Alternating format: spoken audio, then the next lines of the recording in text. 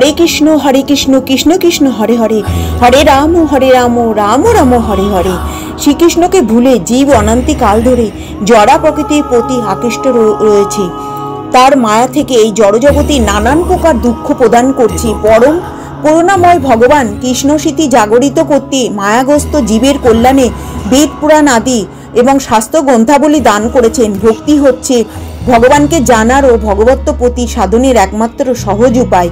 শাস্ত্রে যে 14টি প্রকার ভক্তাঙ্গের কথা বলা হয়েছে তার মধ্যে একাদশীর ব্রত সর্বোত্তম। শ্রবণ কীর্তন স্মরণ আদি নবদা ভক্তির পরমী দশম ভক্তাঙ্গ রূপে একাদশীর স্থান। এই তিথিতে হরিবাসর বলা হয়, তাই হরি লাভের চেয়ে সকলেরাই একাদশীর ব্রত পালনের পরম উপযোগিতার কথা বিভিন্ন পুরাণে বর্ণিত রয়েছে। একাদশী তিথি সকলের অভীষ্ট প্রদানকারী। এই ব্রত পালনে সমস্ত প্রকার পাপ বিনষ্ট, সর্বসৌভাগ্য ও শ্রীকৃষ্ণের প্রতি বিধান হয়। নারী পুরুষ নির্বিশেষ 8 থেকে 80 বছর পর্যন্ত যে কোনো ব্যক্তিরা ভক্তি সহকারে পবিত্র একাদশীর ব্রত পালন করা কর্তব্য। সংকটজনক অবস্থা, জন্ম মৃত্যুর এবং অসচে কখনো একাদশী পরিত্যাগ করতে নেই। একাদশীতে শ্রাদ্ধ উপস্থিত হলেও সেই দিনও না করে দ্বাদশীতে শ্রাদ্ধ করা উচিত। শুধু বৈষ্ণবেরাই নয়, শিবের উপাসক, সূর্য চন্দ্র ইন্দ্রাদি যে কোনো দেব উপাসক সকলের কর্তব্য একাদশীর ব্রত পালন করা। আপনারা যদি প্রত্যেকটা একাদশীর ব্রত নিষ্ঠা সহকারে পালন করতে না পারেন, তাহলেই 4-5টা একাদশী রয়েছে, আপনারা এই 4-5টা একাদশী নিষ্ঠা সহকারে পালন করবেন। এইটা হচ্ছে যেমন উত্থান একাদশী, ভীম একাদশী, পার্শ্ব একাদশী, শয়ন একাদশী, পাণ্ডবা নির্জলা একাদশী। এই কটা একাদশী আপনারা নিষ্ঠা সহকারে পালন করবেন এবং ভগবানের সঙ্গে থাকবেন। এই আপনারা যদি পারেন তাহলে একাদশীর দিনকে আগের দিন এবং পরের দিনকে ভগবানকে পঞ্চামৃত দিয়ে অভিষেক করাতে পারেন এবং পঞ্চামৃতের মধ্যে দুধ, দই, ঘি, শক্কর এবং মধু সমস্ত জিনিস আলাদা আলাদা করে আবার একসঙ্গেও আপনারা একটা ঘটির মধ্যে করে নিয়ে আপনারা ভগবান নারায়ণ, শ্রী বিষ্ণু, শ্রীকৃষ্ণ এবং গোপালকে সমস্ত জিনিসের মধ্যে তুলসীপত্র অতি অবশ্যই অর্পণ করে আপনারা অভিষেক করাতে পারেন। এটা কিন্তু খুবই ভালো হবে। আর যখন একাদশীর ব্রত পালন করবেন নিষ্ঠা সহকারে পারণটা সম্পূর্ণ করবেন। পারণ যদি পারণের সময়ের মধ্যে না করেন তাহলে একাদশীর পালনের কোনো ফল লাভ হয় না। তো মনে রাখবেন অতি অবশ্যই যখন আপনারা একাদশীর ব্রত নিষ্ঠা সহকারে পালন করছেন পারণটা অতি অবশ্যই সুন্দর করে করবেন, যেটা হচ্ছে পারণের সময়ের মধ্যে পারণটা সারবেন। এবার একটু বলে দিই একাদশীর দিনকে আগের দিন পরের দিন ভগবানের সঙ্গে কিভাবে থাকবেন। একাদশীর দিনকে আপনারা নির্জল উপবাস করতে পারলে খুব ভালো, না পারলে 12টা অবধি উপবাস থাকলেন। আর তারপরে আপনারা ভগবানকে যেদিনকে একাদশী হচ্ছে সেদিনকে ফল সেবা দেবেন ভগবানের সঙ্গে। আপনারা নিজেরাও ওই ফলটাই সেবা নেবেন। ভগবানের হয়ে গেলে, সেবা হয়ে গেলে আপনারা ওই ফলটাই নেবেন। এবং একাদশীর আগের দিনকে অতি অবশ্যই নিরামিষ আহার গ্রহণ করবেন। যারা বৈষ্ণব ভক্ত বা ভগবান বৈষ্ণব ভক্ত তাদেরকে বলছি না, যারা নিরামিষই খান না তাদের জন্যই বলছি যে আগের দিন নিরামিষ গ্রহণ করবেন এবং পরের দিনকে আপনারা চেষ্টা করবেন অতি অবশ্যই ভগবানকে পঞ্চব্যঞ্জন রান্না করে দিতে। যদি না পারেন ওই পারণের সময়ের মধ্যে তাহলে চেষ্টা করবেন যে দই দিয়ে, খই দিয়ে কিংবা চিড়ে দিয়ে, দই দিয়ে মেখে ভগবানের সেবা দেবেন। সেইটা প্রসাদ রূপে আপনারা গ্রহণ করে পারণটা সারবেন। এবং সেটাও যদি না পারেন পুরীর জগন্নাথ দেবের মহাপ্রসাদ ঘরে রেখে দেবেন, সেইটা নিয়ে পারণটা সারবেন। এইভাবে আপনারা ভগবানকে সেবা দেবেন এবং নিজেরা সেবা করবেন। তবে সেবার মধ্যে অতি অবশ্যই আপনারা কি কি নেবেন সেটা বলে দিই। কোনো রকম চাল নেওয়া যাবে না, পঞ্চশস্য বর্জন এবং অতি অবশ্যই গাওয়া ঘি, সূর্যমুখী তেল দিয়েই রান্নাটা করবেন। এবং তার মধ্যে আপনারা আলু নেবেন, আলু ভাজা, আলুর তরকারি এবং নারকোল ভাজা, নারকোলের নাড়ু, সমস্ত রকমের বাদাম নিতে পারেন, কাঠবাদাম, কাজু বাদাম, পেস্তা বাদাম, আখরোট, চীনা বাদাম এবং দুধ জাতীয় সমস্ত রকমের দ্রব্য নিতে পারেন, যেমন দুধজাত দ্রব্য, ছানা, ঘি এবং মালাই বানাতে পারেন ঘরে। এইভাবে আপনারা দুধের সমস্ত রকমের জিনিস নিতে পারেন। সন্দেশ করতে পারেন, দুধের দই বাটতে পারেন, সেটা ঘরে করে, কিন্তু বাজার থেকে আনলে হবে না, অনেক সময় আটা ময়দা মেশানো থাকে, সেই জন্যই বলা হলো।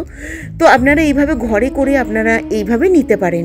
খাদ্য তালিকায় ফল সমস্ত রকমের রাখবেন, খেজুরটা রাখবেন, ভগবানের সেবায়ও দেবেন এবং শরবত নিতে পারেন, ফলের সমস্ত রকমের ফলের শরবত নিতে পারেন।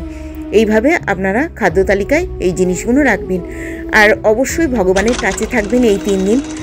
সারা বছর থাকতে পারলে তো খুবই ভালো, না পারলে এই 3 দিন অতি অবশ্যই গীতা বই পাঠ করবেন, ভগবানকে চন্দন লাগিয়ে তুলসীপত্র অর্পণ করবেন এবং ভগবানের সেবা করবেন। ভগবানের তুলসী মহারানীকে জল অর্পণ করবেন এবং তুলসী মহারানীকে প্রদক্ষিণ করবেন, সূর্যদেবকে প্রণাম করবেন, গীতা বই পাঠ করবেন এবং গীতা বই নমস্কার করবেন এবং কাছে পিঠে কোনো মন্দির থাকলে সেখানে গিয়ে আরতি দেখে আসবেন এবং আপনারা গীতা পাঠ শুনে আসবেন। আর যদি মন্দিরে না যান, বাড়িতে সুন্দর করে আরতি করবেন, পঞ্চপ্রদীপ, কপুরদানি, ঘিয়ের প্রদীপ, মাটির ঘিয়ের প্রদীপ দিয়ে ভগবানের সেবা করবেন। এই 3 দিন অতি অবশ্যই গীতা বই পড়বেন। বারবার বলে দিলাম, গীতা বই অতি অবশ্যই পড়বেন। রোজ পড়া খুবই ভালো, না পারলে অতি অবশ্যই এই 3 দিন পড়ার চেষ্টা করবেন। তো এইভাবে ভগবানের সঙ্গে থাকবেন।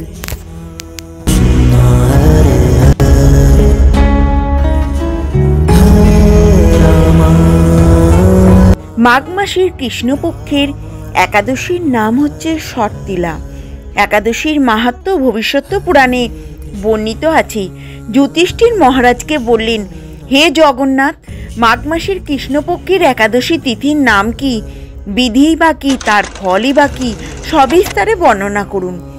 নমস্কার, ভগবান ধাম থেকে আমি আবার একটা নতুন ভিডিওর মাধ্যমে আপনাদের সামনে চলে এসেছি। আজকে যে ভিডিওটা নিয়ে এসেছি সেটা হচ্ছে শর্তিলা একাদশী। তো এর আগে আমরা পুত্রদা একাদশীর ব্রত পালন করলাম, তো আজকে আমরা শর্তিলা একাদশীর ব্রত পালন করব।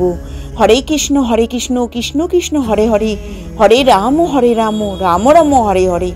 জয় শ্রীকৃষ্ণ চৈতন্য প্রভু নিত্যানন্দ, শ্রী অদ্বৈত গদাধর সেবাসাদী গৌর ভক্তবৃন্দ। তো আজকে আমরা শর্তিলা একাদশীর সম্বন্ধে কিছু মাহাত্ম্য এবং কবে পড়েছে একাদশী, বেশ কিছু স্থানে পালনের সময়সূচি এবং কিছু পৌরাণিক কাহিনী এই একাদশীর সম্বন্ধে জানব।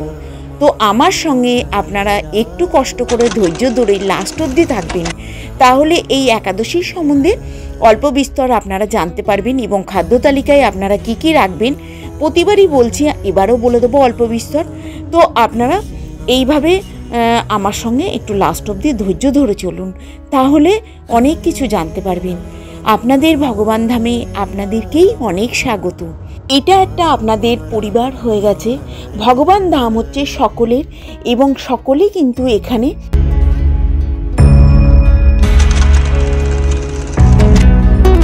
ছোট ছোট করে আমি অল্প বিস্তর আপনাদের সঙ্গে শেয়ার করি এবং আপনারা এখানে অংশগ্রহণ করেন এবং সকলে প্রত্যেকটা একাদশী এবং পুজো আচ্ছারা নিয়ে আমি অল্প বিস্তর আপনাদের সঙ্গে আলোচনা করি।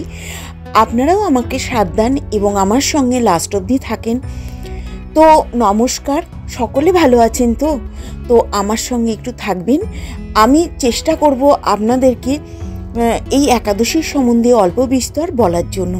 তো আমার সঙ্গে চলুন। একাদশী তিথি সকল অভীষ্ট প্রদানকারী। এই ব্রত পালন করার ফলে সমস্ত পাপ মুক্ত হয়, সর্বোত্তম এবং সৌভাগ্য প্রাপ্তি হয়। সর্বোপরি ভগবান শ্রীকৃষ্ণের প্রীতি বিধান করা যায় তার এবং সেই পাদপদ্মে শুদ্ধ ভক্তি লাভ করতে গেলে এই একাদশীর ব্রত পালন করা অতি অবশ্যই শ্রেয়। শাস্ত্রে যে 14টি প্রকার ভক্তির কথা বলা হয়েছে তার মধ্যে একাদশীর ব্রত প্রধান অঙ্গ, সমস্ত ব্রতের মধ্যে শ্রেষ্ঠ। তাই নারী পুরুষ জাতি ধর্ম নির্বিশেষে সকলেই এই একাদশীর ব্রত পালন করা কর্তব্য। একাদশীর ব্রতর জন্য শাস্ত্রবিধি নিয়ম নিষেধাজ্ঞা আছে। এই সমস্ত নিয়ম নিষেধাজ্ঞা অনুকূলে একাদশীর ব্রত পালন করলে ভগবান ধামে ফিরে যাওয়া যায় এবং দৃষ্টান্ত শাস্ত্রে প্রদান করা হয়েছে। এবার আমি বলে দিই আমাদের এই একাদশী শর্তিলা একাদশীটা আমাদের কবে পড়েছে। এটা হচ্ছে 1430 সাল এবং বাংলার হচ্ছে 22 তারিখ, মাঘ মাসের 22 তারিখ মঙ্গলবারে পড়েছে। ইংরাজির হচ্ছে 2024 সাল ফেব্রুয়ারি মাসের 6 তারিখে পড়েছে মঙ্গলবারে। তো আমরা জানলাম যে আমাদের শর্তিলা একাদশীটা কবে পড়েছে। এবার আমরা এই একাদশীর মাহাত্ম্য সম্বন্ধে অল্প বিস্তর শেয়ার করব। সকল ব্রতের মধ্যে শ্রেষ্ঠ একাদশীর ব্রত ও দ্বাদশীর ব্রত ব্রাহ্মণ, ক্ষত্রিয়, বৈশ্য, শূদ্র চারি বর্ণের এবং সকল সম্প্রদায়ের সকল মানবের এই ব্রত পালন করা অবশ্যই কর্তব্য। এবার আমি আপনাদের সঙ্গে শর্তিলা একাদশীর মাহাত্ম্য কথা বলবো। মাহাত্ম্য কথাটা শ্রবণ করা ভালো, যে কোনো দিন করবেন, একাদশীর দিনকে করলেও ভালো এবং যে কোনো দিন মাহাত্ম্য কথা অতি অবশ্যই শ্রবণ করবেন, নিজে পড়বেন। মাঘ মাসের কৃষ্ণপক্ষের শর্তিলা একাদশীর মাহাত্ম্য ভবিষ্যৎ পুরাণে বর্ণিত আছেন। যুধিষ্ঠির মহারাজ বললেন, হে জগন্নাথ, মাঘ মাসের কৃষ্ণপক্ষের একাদশীর তিথির নাম কি, বিধিই বা কি, তার ফল কি, সবিস্তরে বর্ণনা করুন। এবং অতন্তরে ভগবান বললেন, হে রাজন, এই একাদশী শর্তিলা নামে বিধিত। এক সময় দাল্যব্য ঋষি মুনিশ্রেষ্ঠ পুলককে জিজ্ঞাসা করেন, মর্ত্যলোকে মানুষেরা ব্রহ্মহত্যা, গোহত্যা, অন্যের সম্পদ হরণ করে আদি পাপকর্ম দ্বারা নরকে গমন করেন, যাতে তারা নরক থেকে রক্ষা পায় তা যথাযথভাবে আমাকে উপদেশ করুন। অনায়াসে সাধন করা যায় এমন কোনো কাজের মাধ্যমে যদি তাদের এই পাপ থেকে উদ্ধার কোনো উপায় থাকে তা সবিস্তরে আমাকে বলুন। ঋষি পুলস্ত্য বললেন, হে মহাভাগ, তুমি একটি গোপনীয় উত্তম বিষয়ের প্রশ্ন করেছ। মাঘ মাসে সূচি, জিতেন্দ্র, কাম, ক্রোধ আদি শূন্য হয়ে স্নানের পর সর্বতভাবে শ্রীকৃষ্ণের পুজো করিবে। পূজাতে কোনো বিঘ্ন ঘটালে কৃষ্ণ নাম স্মরণ করিবে। রাত্রে অর্চনাতে হোম করবে। তারপরে চন্দন, অগ্র, কর্পূর ও শর্করা প্রভৃতির দ্বারা নৈবেদ্য প্রস্তুত করবে, ভগবানকে নিবেদন করবে। কুমাণ্ড, নারকেল অথবা 100 গোবাক্য দিয়ে অর্ঘ্য প্রদান করিবে। কৃষ্ণ কৃষ্ণ কৃষ্ণ কৃষ্ণ কৃপালু স্তম এবং গতিও নান গতি ভব ইত্যাদি মন্ত্রে শ্রীকৃষ্ণের পুজো করিতে হয়।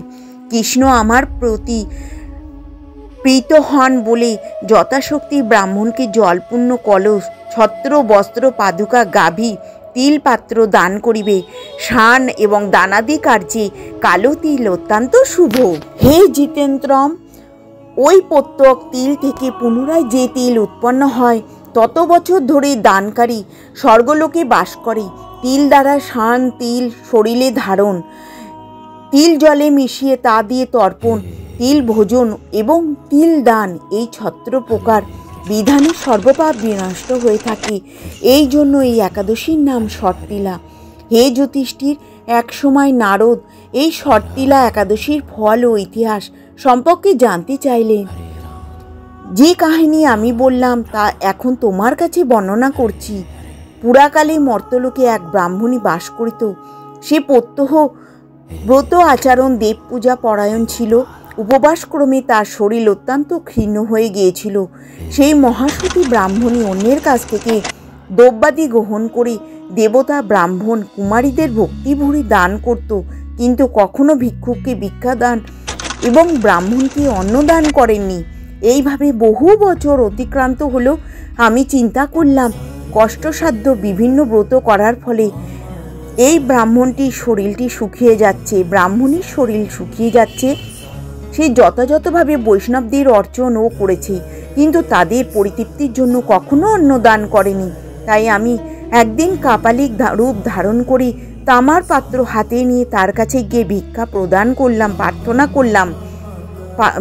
প্রার্থনা করলাম।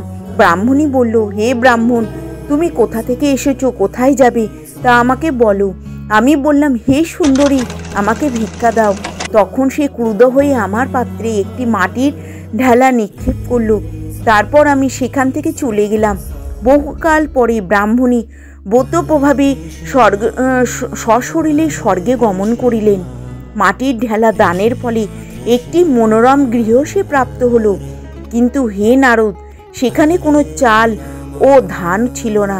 গৃহশূন্য দেখে মহাক্রোধে সে আমার কাছে এসে বলল, আমি ব্রত এবং কচ্ছসাধক উপবাসের মাধ্যমে সকল প্রকার উপবাস, ব্রত এবং ভগবানকে সমস্ত কিছুই প্রদান করেছি, কিন্তু নারায়ণ আরাধনাও করেছি। হে জনার্দন, আমার গৃহে কিছুই দেখছি না কেন? হে নারদ, তখন আমি তাকে বললাম, তুমি নিজে গৃহে দরজা বন্ধ করে বসে থাকো। মর্ত্যলোকে মানবী সশরীরে স্বর্গে এসেছ শুনে দেবতাদের পত্নীরা তোমাকে দেখতে আসবে, কিন্তু তুমি দরজা খুলবে না। তুমি তাদের কাছে শর্তিলা ব্রতের পুণ্য ফল প্রার্থনা করবে। যদি তারা সেই ফল প্রদানে রাজি হয় তবেই দরজা খুলবে। এরপর দেববন্দিনা সেখান থেকে তার দর্শন প্রার্থনা করল।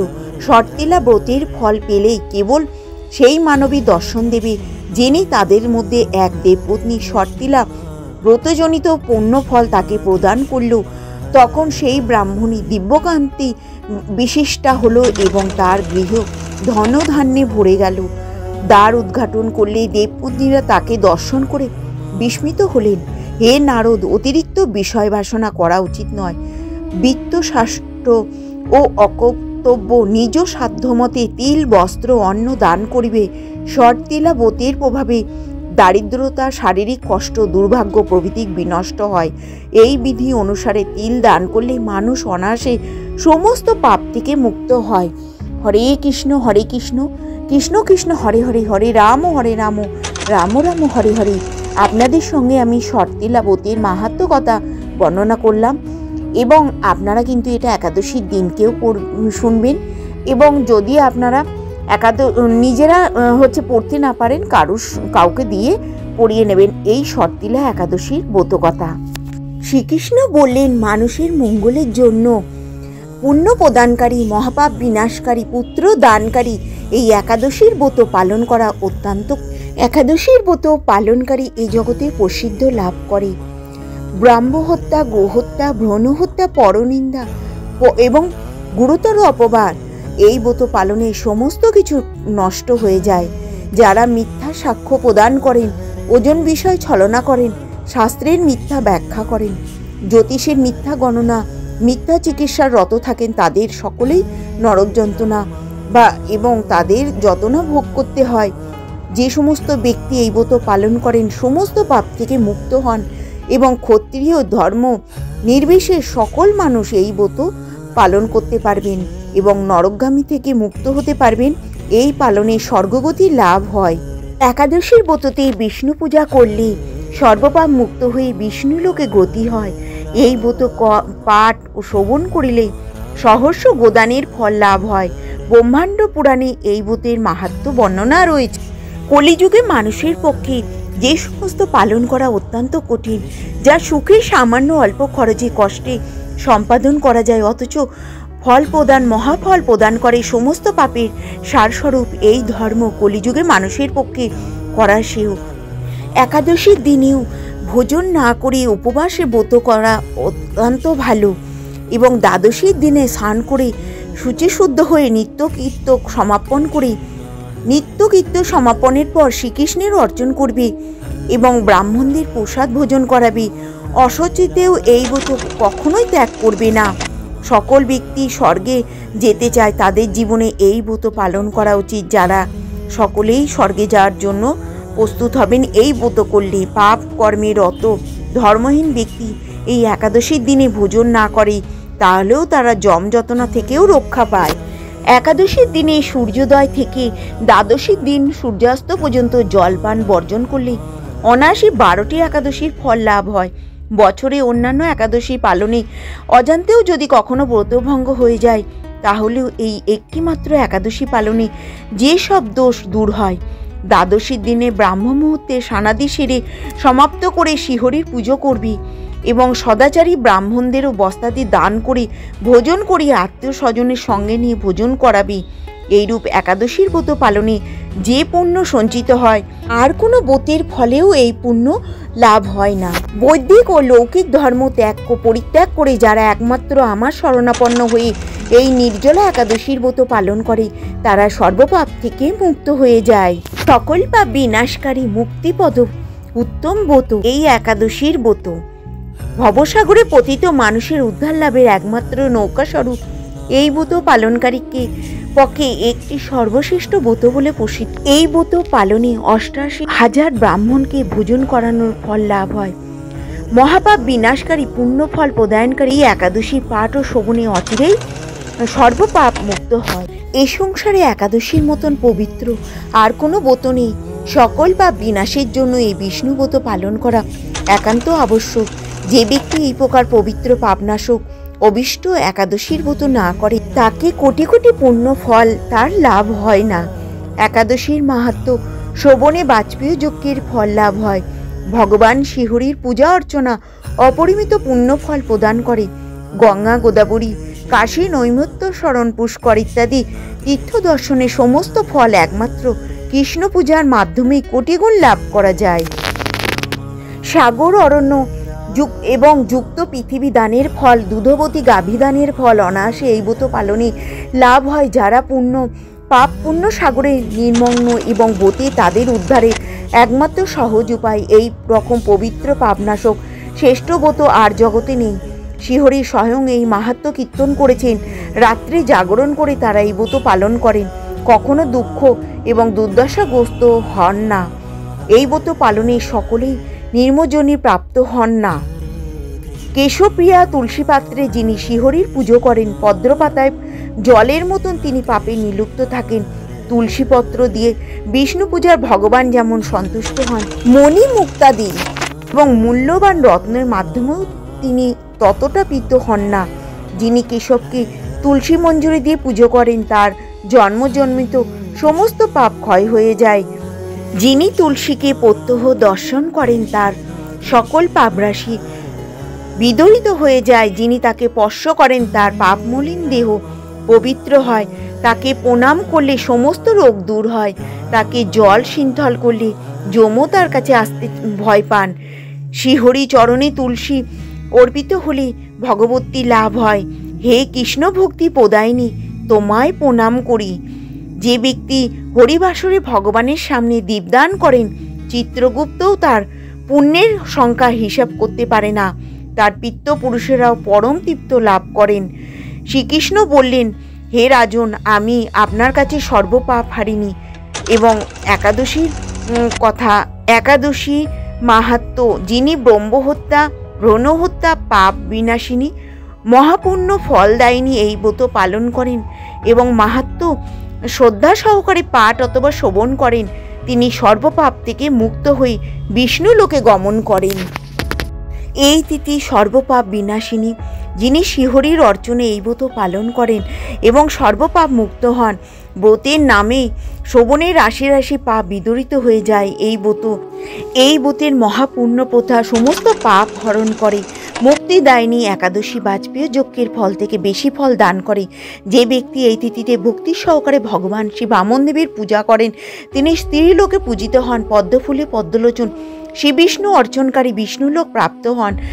মুক্তিদাতা পদ্মনাভের এই একাদশীতে অভীষ্ট ফল লাভের জন্য মুক্তিদাতা পদ্মনাভের পূজা করিবে। শ্রীহরির নাম সংকীর্তন দ্বারা পৃথিবীর সর্বতীর্থের ফল লাভ হয়। বদ্ধজীব মোহবশত বহু পাপকর্ম এবং ভগবান শ্রীহরির শরণাপন্ন হয়ে প্রণাম নিবেদন করলে নরক যন্ত্রণা থেকে রক্ষা পায়। এই একাদশীর মহিমা শোনার ফলে নিদারুণ যমদণ্ড থেকে মুক্তি লাভ হয়। শ্রী হরিবাসর ব্রতের মতন ত্রিভুবনে পবিত্রকারী আর কোনো বস্তু নয়। হাজার হাজার অশ্বমেধ যজ্ঞ, শত শত রাজসীয় যজ্ঞ এবং ব্রতে শতভাগ একাংশের সমান হয় না। এই ব্রত পালনে স্বর্গবাস হয়, মুক্তি, দীর্ঘায়ু, আরোগ্য, সুপত্নী এবং বন্ধু প্রভৃত অনায়াসে লাভ করা যায়। একাদশীর উপবাসের ব্রত রাত্রি জাগরণ করলে অনায়াসে বিষ্ণুলোক গতি হয়। এই একাদশীর ফলে সর্বপাপ মুক্ত হয়ে গোলকে গমন করতে সমর্থ হয়। এই পবিত্র একাদশীর দিনে স্বর্ণ, তিল, গাভী, অন্ন, বস্ত্র এবং জল, ছত্র পাদুকা দান করতে হয়। যমলয়েও তাকে যেতে হয় না। এই সকল পুণ্য কাজ করলে জীবনে কামারশালার হাপড়ের মতন বিফল নিষ্ঠার সাথে এই ব্রত পালনে উচ্চকুলে নিরজ্ঞ ও দীর্ঘায়ু শরীর লাভ করা যায়। পাপিচারী যদি অত্যন্ত পাপিচারীও হয়, তবুও পুণ্যব্রতের ফলে অনুষ্ঠান করে গৌরব লাভ করে এবং ভগবানের শ্রীচরণে পাদপদ্মে ঠাঁই পাওয়া যায়। যথাযথ পাপ বিনাশকারী, পুণ্যবর্ধিনী, মুক্তি প্রদানকারী এই একাদশীর ব্রত নিষ্ঠা সহকারে পালন করলে হাজার হাজার অশ্বমেধ যজ্ঞ, শত শত রাজসীয় যজ্ঞের ফল অনায়াসে লাভ করা হয়। জগতে দুর্লভ বস্তুর প্রাপ্তির কথা আর কি বলবো। একাদশীর ভক্তিপরায়ণ ব্যক্তিকে ঐশ্বর্য, প্রজ্ঞা, রাজ্য সুখ প্রদান করে। এই ব্রতের প্রভাবে পর্বত প্রমাণ পাপরাশি নষ্ট হয়ে যায়। যারা একাদশীতে রাত্রি জাগরণ করেন তাদের সমস্ত পাপ ভূমিষ্যাদ হয় এবং শ্রেষ্ঠ মণিগড় তপস্যার ফল দ্বারা যে ফল দান করেন সেই ব্রতের উপবাসে পাওয়া যায়। যথাযথভাবে ব্রত পালন করলে আশাতীত ফল লাভ হয়, করলে অল্প মাত্রায় ফল প্রাপ্ত হয়। যারা একাদশীর দিনে ধ্যান করেন তাদের পূর্বপুরুষরাও স্বর্গে আনন্দে বাস করেন। এই একাদশীর উপবাস করলে ব্রহ্মহত্যা জনিত ভয়ঙ্কর নরক যন্ত্রণার হাত থেকেও নিস্তার পেয়ে বৈকুণ্ঠ গতি লাভ করা যায়। নদীর মধ্যে যেরাম গঙ্গা শ্রেষ্ঠ, দেবতাদের মধ্যে নারায়ণ, ব্রতের মধ্যে সর্বশ্রেষ্ঠ ব্রত হচ্ছে একাদশীর ব্রত। এই জগতে ধনলাভ, পরজগতে মুক্তি লাভ। তাদের কাছে আমি যেরাম প্রিয়, তারা আমার কাছে খুবই প্রিয়। এই জগতে ধনলাভ, পরজগতে মুক্তি লাভ, হাজার হাজার তপস্যার ফলও, হাজার হাজার তপস্যার ফল লাভ যেরাম হয় না, একটি মাত্র একাদশীর ব্রত পালনে যে ফল পুণ্য লাভ হয়, হাজার হাজার বছর ধরেও তপস্যা করলে সেই ফল লাভ করা যায় না। সচিমাতা দেবীকে এই ব্রত পালন করতে অনুরোধ করেছিলেন। একাদশীর তিথিতে নিরস্ত উপবাস থাকাই সেহ। শ্রী চৈতন্য মহাপ্রভু তার লীলাবিলাসে প্রথম থেকেই একাদশীর উপবাসের কথা প্রত্যাবর্তন করেছিলেন। শ্রী চৈতন্য দেব তার মাতা সচিমাতা দেবীকে এই উপবাস করার জন্য বলেছিলেন। মহাপ্রভু শ্রী চৈতন্য দেবীর বাবা তখন জীবিত ছিলেন। বিধবা না হলেও শাস্ত্র অনুসারে একাদশীর ব্রত পালন করা সব থেকে শ্রেয়। হে রাজন, যতদিন আয়ু থাকবে ততদিন একাদশীর উপবাস থাকবে, এটা অগ্নিপুরাণে আছে। বিধবা রমণী একাদশীতে আহার করলেও তার সর্বপ্রকার সুকৃতি নষ্ট হয় এবং দিন দিন তার ভ্রূণ হত্যা পাপের অপরাধ হয়। কাত্যায়নী সংহিতাতে আছে, যিনি একাদশীর ব্রত পরিত্যাগ করে অন্য ব্রতের উপাসনা করেন তাদের হাতে শিব দুর্গা দেবীকে বলেছিলেন, হে মহাদেবী, যারা হরিবাসরে একাদশীতে ভোজন করে যমদূতগণ জমালয়ে নিয়ে তাদের অগ্নিবর্ণ তীক্ষ্ণ লোহস্ত তাদের মুখে নিক্ষেপ করে, স্কন্দপুরাণে রয়েছে। সেই জন্য আপনাদের সঙ্গে আমার এই এতটুকুনি বলার উদ্দেশ্য যে আপনারা সকলে মিলে সপরিবারে একাদশীর ব্রত পালন করবেন যথাযথভাবে, নিয়ম অনুসারে পঞ্চশস্য বর্জন করে। তো একাদশীর ব্রত পালনের ফলে সর্বদা সুখ লাভ হয়, পাপ ক্ষয় হয়, সৌভাগ্য প্রাপ্তি ঘটে। দুর্ভাগা স্ত্রীলোক এই ব্রতর প্রভাবে সর্বসৌভাগ্য লাভ করে থাকে। ভক্তি ও মুক্তি প্রদানকারী এই ব্রত সর্বপাপ হরণ করে এবং গর্ভবাস যন্ত্রণা বিনাশ করে। এই ব্রতর প্রভাবে এমনকি মহাদেব শিবও ব্রত পালন করেছিলেন। 10,000 বছর তপস্যার ফল কেবলমাত্র এই ব্রত পালন হয়। শ্রদ্ধাবান ব্যক্তি এই ব্রত পালন করেন, ইহলোক পরলোকে সমস্ত প্রকার বঞ্চিত ফল লাভ করেন।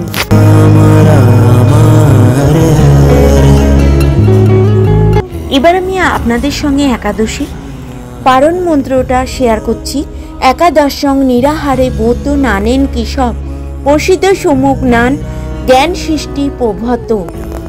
আর একাদশীর সংকল্প মন্ত্র, একাদশং নিরাহার স্থিতা অহম অপরে হানি বক্ষামি পুণ্ডরীকাক্ষ শরণাগত মে ভবচ্যুত। একাদশীর মন্ত্রটা আমি স্ক্রিনেও দিয়ে দিলাম, প্লাস মুখেও বলে দিলাম। যদি আপনারা বুঝতে না পারেন স্ক্রিনে দেখে দেখে একাদশী সংকল্প মন্ত্র পারণ মন্ত্রটা করে নিন। একাদশী পারণ মন্ত্রটার মানে হচ্ছে, হে কেশব, আমি আপনার কৃপা দৃষ্টিতে নিরাহার ভাবে একাদশীর ব্রত পালন করেছি। কৃপাপূর্বক আপনি আমাকে আমার উপর আপনার করুণাময় জ্ঞান দৃষ্টি প্রদান করুন। আর সংকল্প মন্ত্র যেটা অনুবাদটা বলছি, আর এটা হচ্ছে সংকল্প মন্ত্রর অনুবাদ। হে পুণ্ডরীকাক্ষ, হে অচ্যুত, আমি একাদশীতে উপবাস পূর্বক পরের দিন আহার করব, আপনি মোদয় স্মরণ স্থান হন। শ্রী বিষ্ণুর পরের দিন একাদশীতে, মানে যিনি গীতা পাঠ করেন, তিনি চলুন বা দাঁড়িয়ে থাকুন, ঘুমিয়ে জেগে থাকুন, শত্রু কখনো তার কোনো ক্ষতি করতে পারবে না। মন্ত্রটি পাঠ করে দ্বাদশীর দিন ঠিক পারণের সময়ের মধ্যে পারণটা সেরে নিতে হবে। একাদশী পালন কিভাবে করতে হবে সেটা তো আমি আপনাদের সঙ্গে শেয়ার করলাম। একাদশী হলো একটি মাসের শুক্ল পক্ষে কৃষ্ণপক্ষের 11তম চান্দ্র দিন। প্রতিটি একাদশীর সময় চাঁদের অবস্থান অনুসারে নির্ণয় করা হয়। এটি হিন্দু ধর্মের বৈষ্ণব সম্প্রদায়ের মধ্যে জনপ্রিয়ভাবে পালিত করা হয় এবং বিষ্ণুর উদ্দেশ্যে উপাসনা করা হয়। এখন প্রত্যেকটা মানুষই এই একাদশীর ব্রত পালন করেন, শ্রীহরির ব্রত পালন করেন, বিষ্ণু ব্রত পালন করেন। প্রত্যেকটা মানুষই চেষ্টা করেন এই একাদশীর ব্রত পালন করে। একাদশীতে বিশ্বাস করা যায় ভক্তরা একাদশীর দিনে উপবাস করেন, ভগবান শ্রী বিষ্ণু তাদের সুখ ও সমৃদ্ধি দিয়ে আশীর্বাদ দিয়ে তাদের মুক্ত ভগবান বিষ্ণু মা লক্ষ্মীর আশীর্বাদ পাওয়া যায়। এর মাধ্যমে একাদশী তারিখটি ভগবান বিষ্ণুর উদ্দেশ্যে উৎসর্গ করা হয়। প্রত্যেকটা একাদশীর ব্রত পালন করতে না পারেন, আপনারা কিন্তু এই 4-5টা একাদশী আছে যেটা আমাদের স্বয়ং একাদশী তিথিতে ধান, গম, যব, ভুট্টা, সরিষা জাতীয় যাবতীয় খাদ্য বর্জনীয়, কারণ সমস্ত পাপ কিন্তু এই পঞ্চশস্যর ভিতরেই অবস্থান করে। শস্য জাতীয় প্রসাদ গ্রহণ করে একাদশীর পালন করা হয়, কিন্তু পালন হয় না হলে পুণ্য ফল লাভ হয় না। একাদশী ব্রত যারা পালন করেন তাদের পরনিন্দা, পরচর্চা, মিথ্যা ভাষণ, ক্রোধ, দুরাচারী সমস্ত সম্পূর্ণভাবে নিষিদ্ধ হলেও কিন্তু হবে। একাদশীর ব্রত যেরাম করে পালন করে সেরাম করেই পালন করবেন। তো নির্জলা করতে পারলে খুব ভালো, না পারলে আপনারা ফলমূল আহার গ্রহণ করে যেরাম একাদশীর ব্রত পালন করেন, পঞ্চশস্য বর্জন করে এই একাদশীর ব্রত পালন করবেন। এই 4-5টা একাদশী অতি অবশ্যই পালন করবেন, ভগবানের টাচে থাকবেন, ভগবদ গীতা পাঠ করবেন। এই কটা দিন প্রত্যেকটা যে একাদশীর ব্রত পালন করবেন অতি অবশ্যই সূর্যমুখী তেল বা গাওয়া ঘি দিয়ে আপনারা কিন্তু রান্নাটা করবেন। আলুর তরকারি, আলু ভাজা, আলু ভুনা, সমস্ত বাদাম সেদ্ধ। একাদশীর মাহাত্ম্যটাও বললাম, কবে পড়েছে একাদশী এবং কি কি খাদ্য তালিকায় রাখবেন, কিছু পৌরাণিক কাহিনী, অল্প বিস্তর একাদশী পালন করলে কী ফল লাভ পাওয়া যায়, তো সমস্ত কিছু আমি দিয়ে দিলাম। এবার আমি আপনাদের সঙ্গে পারণটা বলবো, পারণের সময়ের মধ্যে পারণটা সেরে নেবেন। এবার আমি আপনাদের সঙ্গে বেশ কিছু স্থানের পারণের সময়সূচি প্রদান করছি, তো আমার সঙ্গে চলুন। আমাদের যেহেতু একাদশীটা 6 তারিখে পড়ছি, আমরা কিন্তু পারণটা সারবো 7 তারিখে। তো 7 তারিখে আমাদের বেশ কিছু স্থানের পারণের সময়সূচি প্রদান করছি, তো আপনারা আমার সঙ্গে থাকুন। আমি মায়াপুরের প্রথমেই বলে দিচ্ছি, মায়াপুরের পারণ হচ্ছে 7 তারিখে, মানে 7ই ফেব্রুয়ারি 6টা 14 থেকে 6টা 58। ইম্ফলের টাইম হচ্ছে 5টা 53 থেকে 9টা 36, আর গুয়াহাটির টাইম হচ্ছে 6টা 6 থেকে 9টা 46। কলকাতার টাইম হচ্ছে, আমরা কিন্তু এটার 7 তারিখে পারণটা সারবো, তো কলকাতার 7 তারিখে টাইম হচ্ছে 6টা 13 থেকে 9টা 58। ভুবনেশ্বরের টাইম 6টা 20 থেকে 10টা 7-এর মধ্যে, পাটনার টাইম 6টা 30 থেকে 10টা 12-র মধ্যে, কাঠমান্ডুর টাইম হচ্ছে 6টা 47 থেকে 10টা 27, এবং চেন্নাইয়ের টাইম হচ্ছে 6টা 34 থেকে 10টা 26, নাগপুরের টাইম হচ্ছে 6টা 48 থেকে 10টা 34-এর মধ্যে। বৃন্দাবনের টাইম হচ্ছে 7 তারিখে আমরা সারবো পারণটা 7টা 2 থেকে 10টা 43, নিউ দিল্লির টাইম 7টা 6 থেকে 10টা 45, এবং হায়দ্রাবাদের টাইম 6টা 46 থেকে 10টা 35। ত্রিবাদ্রমের টাইম হচ্ছে 6টা 42 থেকে 10টা 38, আর কম্বোর টাইম 6টা 28 থেকে 10টা 26, ব্যাঙ্গালুরুর টাইম 6টা 44 থেকে 10টা 37-এর মধ্যে। তো আমরা 6 তারিখে একাদশী পালন করলে 7 তারিখে আমরা পারণটা সারবো। পারণের সময়ের মধ্যে পারণ না সারলে একাদশী পালনের কোনো ফল লাভ হয় না। মুম্বাইয়ের টাইম 7টা 10 থেকে 10টা 58, এবং আহমেদাবাদের টাইম 7টা 16 থেকে 11টা 1, উধমপুরের টাইম 7টা 20 থেকে 10টা 56-র মধ্যে। তো এইভাবে আপনাদের সঙ্গে আমি এতক্ষণ থাকলাম এবং আপনারাও আমার সঙ্গে এতক্ষণ থাকলেন, সকলকে ধন্যবাদ। তো আমি ভিডিওটা এই পর্যন্তই রাখলাম। সকলে ভালো থাকবেন, সুস্থ থাকবেন। আমি আবার একটা নতুন ভিডিওর মাধ্যমে আপনাদের কাছে চলে আসব। নমস্কার।